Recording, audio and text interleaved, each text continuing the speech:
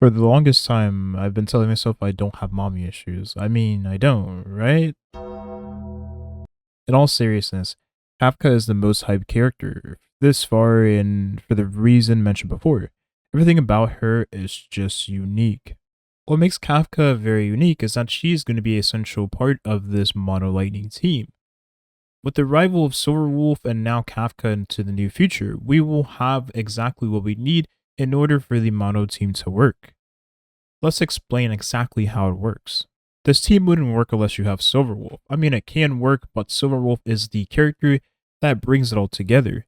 You need her weakness implant effect that she has in her kit to be able to take advantage of the mono teams. We have mono imaginary, we have mono ice, we have mono quantum into the new future, and now we'll have mono lightning with the arrival of Kafka. So she's able to make the mono teams work because of how her kit functions. You can slap that lightning weakness onto the enemy with a 50% chance because it will be lightning and quantum in the same party. We'll explain that later in the video. You will lower the defenses of the enemy, which will in turn increase the dot damage for any dot user in the team and also damage overall because the enemy's defenses will be lower. And what we know about dots is that the damage over time effects, do more damage the lower the defenses of the enemy is because dots do not ignore defense and they do damage based on the attack of the user, and B, damage over time doesn't do any max percentage health. So in order to buff the damage of your damage over time effects, you take advantage of lower defenses, you take advantage of lower resistances, which also increase your dot damage. And then Silverwolf can further reduce the defense of the enemy, which will increase your dot damage even more, while also having a chance to put that reduced speed on the enemy, which will matter later on. So Silverwolf is going to be a very crucial part into this team. You're going to be using her against 1 to 2 enemies mostly because the fact of the matter is the character excels mostly at using her single target debuffs and supporting capabilities against smaller amounts of mobs. AoE settings, she can work decently enough and get the job done depending on how much damage you have on your characters, but she's mostly single target. If you have Eidolon 2 for your Silverwolf, then you'll get more value in your Mono Lightning Kafka team because as you all know, well maybe you don't know, but now you know, damage over time effects, so DOT for short, counts as a debuff. And in order to land debuffs into the enemy, you're going to need effect hit rate. So that's why having any effect to reduce the effect resistance of the enemy is going to be very valuable for Kafka and other dot damage characters. If you have access to Silverwolf's 5-star light cone, the reason I say 5-star is because this is essentially a 5-star light cone because of how powerful it is, then you'll have a light cone that makes Silverwolf a much more skill positive character. What do I mean by skill point positive character? Let me explain. Silverwolf's ultimate lasts for 3 turns, so the defense shred you put on an enemy will be 3 turns. That means you don't have to constantly funnel energy towards your ult to always be landing a defense shred on the enemy because that enemy will have defense shred for 3 turns, which matters because of how the turn order works in this game. If you have the bonus ability, you get 3 turns for the weakness implant, so that is 3 turns that the enemy is weak to lightning. So then you could take advantage of the bug effect that Silverwolf has in her kit to reduce the attack, reduce defense, or reduce speed, and just use basic attacks on the enemy. And as you all know, if you're using basic attacks on the enemy, then you're going to be generate skill points. And the reason why Silverwolf is a very skill point positive character is because once you get that implant weakness on the enemy, so once you put that lightning weakness on the enemy, and then you have the lower defenses on the enemy as well, you have no reason of using her elemental skills, so then you would just use her basic attack the whole time, and then you'll be generating skill points for your team. So this will matter when we talk about the composition as a whole. Next up, we have Serval, who is going to be a very crucial character in this Mono Lightning team. Let me explain. Serval is able to apply shock to the enemy. The shock effect is very important because this is counted differently from how Kafka's shock is.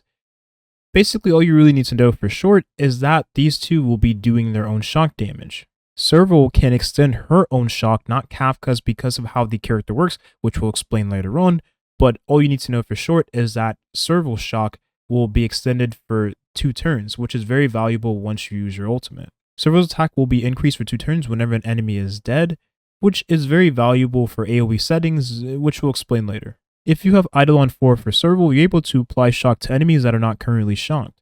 That's very valuable considering how easy it is to get energy to Serval's ultimate, which you'll be using constantly. And therefore you'll have many dots on the enemy. Serval will be able to do 30% more damage to enemies that have the lightning dot, which is very good, but it's only the C6, which many players probably won't have, but if you have access to this, just know it's an overall damage increase for not only the dots, but her personal damage as well. Now, since Serval is a lightning user that gets a lot of shocks onto the enemy, you're going to find this character to be very valuable to use with your Kafka. Not only that, but the synergy they once had isn't there anymore because of how Kafka works now. But she's still going to be a very good character to use with Kafka, and the reason being is A, because, well, I mean, look at her, just look at her appearance.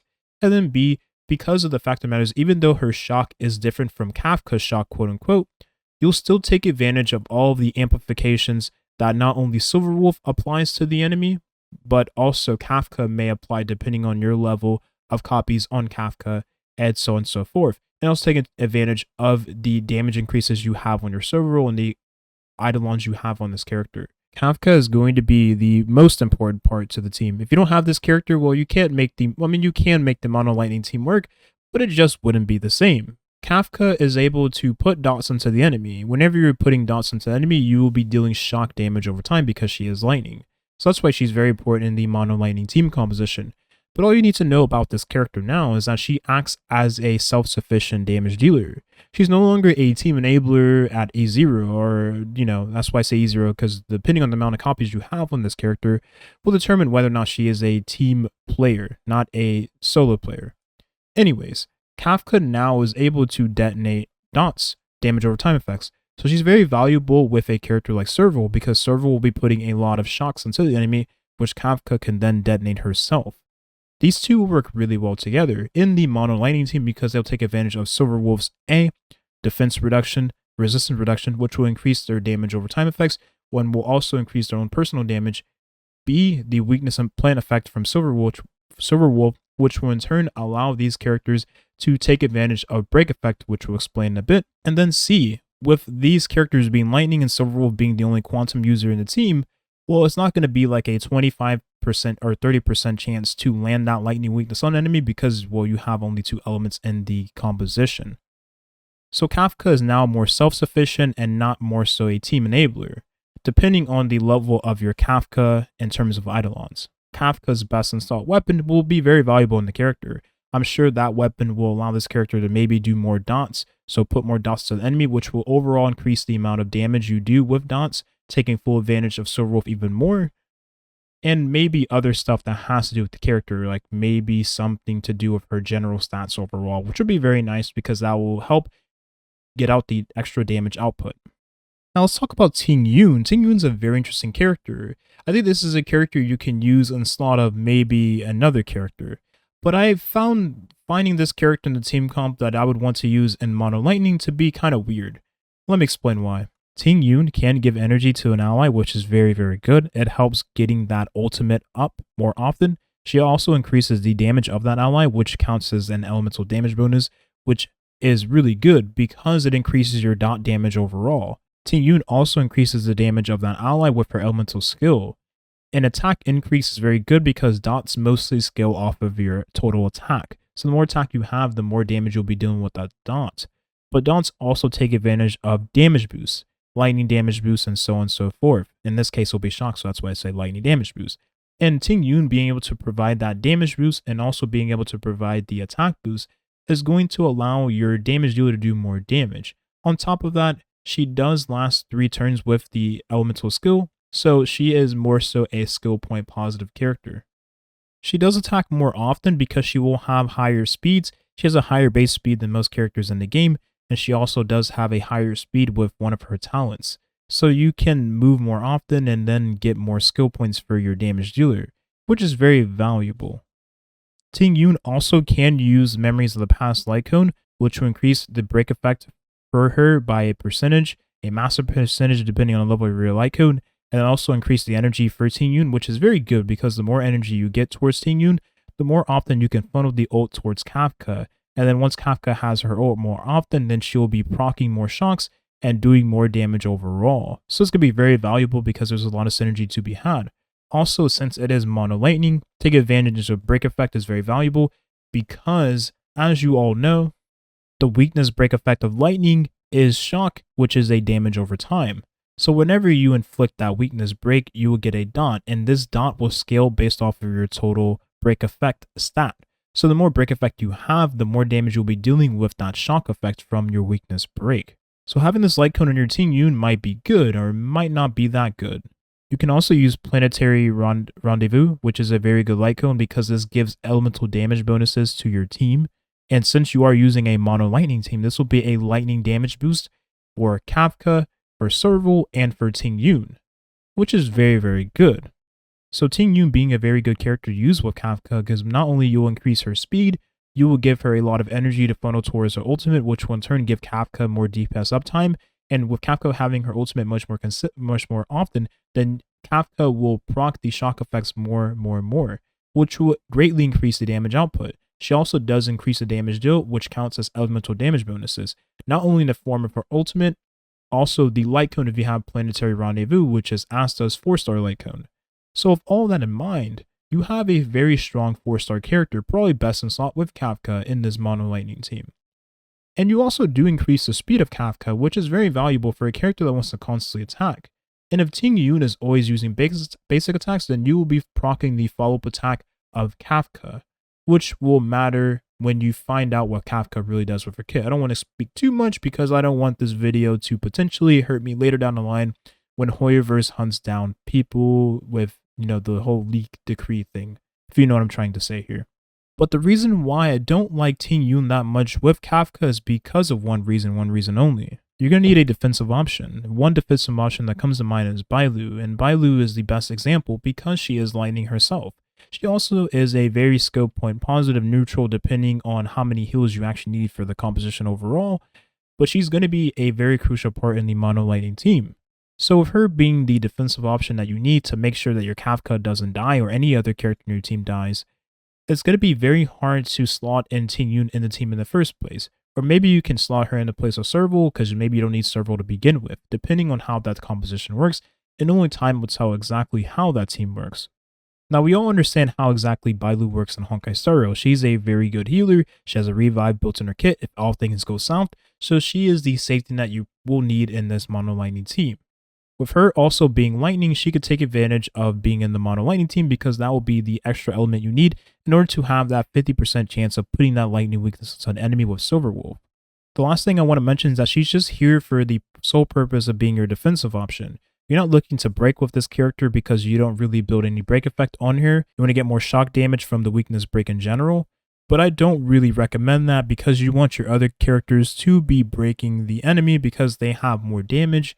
They probably will have break effect in the substats, and they also will be the ones doing most of the shock damage anyways. So this is what the team would look like, and so far I've kind of pieced it together. Now, only time will tell, and I will do a lot of testing with Kafka when she arrives. I will be testing Kafka with Tingyun, and I will be testing Kafka with Serval. Part of me wants to use both of these characters in the same team, but I know we really need a defensive option. Maybe you don't need a defensive option because with Tingyun increasing the speed of Kafka all the time, and maybe, well, you can just give your Tingyun more HP so she doesn't get one shot, and she does have the highest taunt value in the team comp. So maybe it's not so bad that she'll be the one soaking up the most hits. So with that in mind, maybe just give her a bunch of HP and have her be the meat shield for the team. But maybe that's not recommended because she is just a 4-star after all and not necessarily a preservation character. Shut your So I just threw a lot of information at you and I am sorry. That was a lot to be had at once. I tried to explain that the best way I could, but I think this is a team that is going to be viable. It may not be the best Kafka team, and as I say in all my videos, whenever I make a mono team, it's never to be the best team in the game. It's simply to have a team that is fun and enjoyable to play, and I think that's something we can all agree on.